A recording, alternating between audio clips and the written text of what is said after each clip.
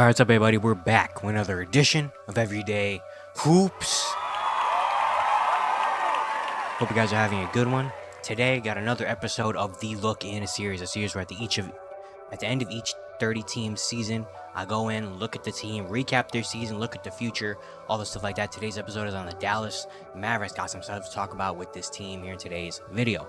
Thank you guys for the views on the videos and the shorts recently. I really appreciate it. If you do like the content around here, consider subscribing, like, turn notifications, do all stuff like that. I'd really appreciate it. It really upset a lot.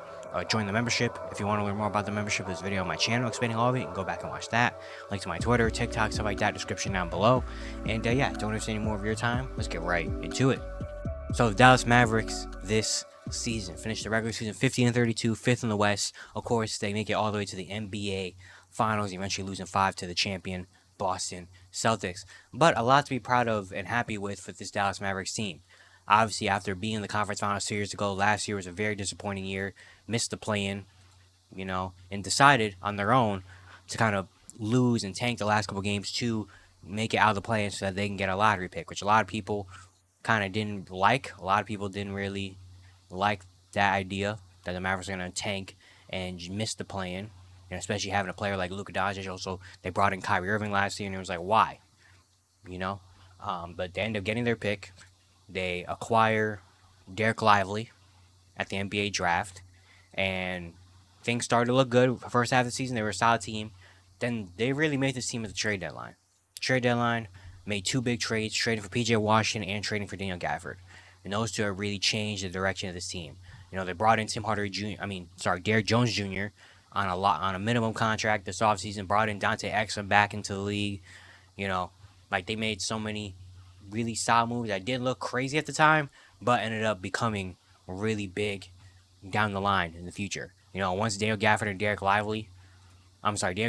Washington got to the team, they became a totally different team, really, after that. After that, I don't know their exact record, but they only lost about 2, 3, 4, 5, 6, 7, 8, 9 regular season games after acquiring Daniel Gafford and PJ Washington. They went on big streaks. They were a 30-win team to a 50-win team, and were amazing in the second half of the season. And then we get to the playoffs, and that's when things started to really click. In the Clippers series, Luka Doncic, Kyrie didn't have amazing scoring series, but what they did was lock in defensively. Out of the 6 games, 3 of them they allowed under 100 points. They locked in defensively, and they just made big plays when they needed to. They bought in, they changed their style of play. First half of the season, they were more of an offensive. We're just going to outscore you with Luka and Kyrie. They're going to combine for 70, and we're just going to put up 125 points and beat you. Then they became a team that was like, you know what? We're going to embrace the hustle, the grit and grind kind of culture, lock in defensively, and then we have so much good offense that we can beat you that way. So they really became that type of team in the first round, hustling. Everybody was locked in defensively. Luka Doncic had some good defensive plays. Kyrie Irving, this entire playoffs, was amazing, not just scoring, but locking in defensively, making the hustle plays. They did in the Clippers series and the Thunder series. They did similar things. They got some help from the role players. PJ Washington had an amazing series in that one. Then against Minnesota Timberwolves, they locked in defensively, and Luka Doncic just absolutely destroyed this Minnesota Timberwolves team that was dominant throughout the first 2 rounds. And then we get to the finals, and unfortunately just didn't have enough at the Boston Celtics. Celtics were just a better team at the end of the day than the Dallas Mavericks. But they make it all the way to the finals, first time since 2011. And amazing year for the Mavericks. Again, Luka Doncic being amazing. Averaged 34, 9, and almost 10. Won the scoring title, almost won MVP. He was ridiculous. Kyrie Irving kind of changed the narrative on himself. Of course, a lot of people fell off the Kyrie train the last couple of years with all the stuff going on off the court. But he came in this regular season. He averaged 25, 5, and 5 on 49, 41, 90 shooting. In the playoffs, he averaged 22 and 5 on 46, 39, 85 shooting. Ridiculous in the playoffs. Just doing so many different things and being a huge contributor. Being the number 2 that we saw back in Cleveland. Embracing that role and being amazing in it. And then PJ Washington and Daniel Gafford. In the regular season, both averaged 11 points per game. In the playoffs, PJ Washington averaged 13. Daniel Gafford only averaged 9 and 5, 1.5 blocks, but shot 63% from the field. And both of those guys were very pivotal parts in this team. On the offensive end, of course, PJ Washington being a floor spacer and also a guy that can go create his own a little in the mid-range area, something the Mavericks have not had.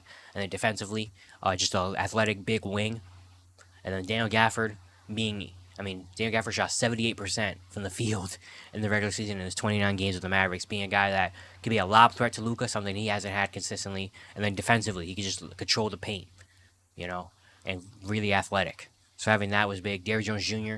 became one of the best signings in this season, and it's probably going to get a pretty good contract after this year. Averaged 8 and 3 on 34% shooting in the regular season. In the playoffs, he shot 37% from three. He was amazing, guarding his other team's best player and also being very solid shooting the three ball. Derek Lively, one of the best rookies this season. He was amazing, averaged 8-7 and over a block on 74% shooting from the field in the regular season. In the playoffs, he averaged 8-7 with a block on 67% shooting. He is just going to be amazing with this team with Luka. He just got drafted to the perfect situation and really made the most of it. And I cannot wait to see how he develops and how big of a part he is to this Mavericks team. Because already as a rookie, you couldn't make argument he was the third most important player on the team as a rookie. And I can't wait to see how his development goes further. And of course, he has some other good. Josh Green has some moments. Dante Exum became an NBA player again this NBA season. He showed some good things. And yeah, credit to Jason Kidd. He really locked in defensively for this team. Kind of similar recipe that they did back in 2022 when they made all the way to the conference finals off their defense. So having that was big. And now we look towards the offseason. And the question is, can the Mavericks make it back here? Of course, the Western Conference is only getting better. The Western Conference next year looks like it could be potentially 12, 13 teams deep, not even exaggerating. So this is going to be tough to make it back. In the draft, they only have one pick, the last pick of the draft, which I don't know if that's really going to become something. But they do have the last pick of the draft. And then look at free agency. Free agency, negative 51 million projected cap space, so not much, but they're about in the average in terms of in terms of cap space. And the free agents they have, the only one they really have to worry about is Derrick Jones Jr. If potentially he can leave. But after that, they don't really have any big free agents. Luka, Kyrie are going to be there next year. Kyrie's a player option after this year, though. PJ Washington and Daniel Gafford are around for at least 2 more years. Derek Lively's still on his rookie deal.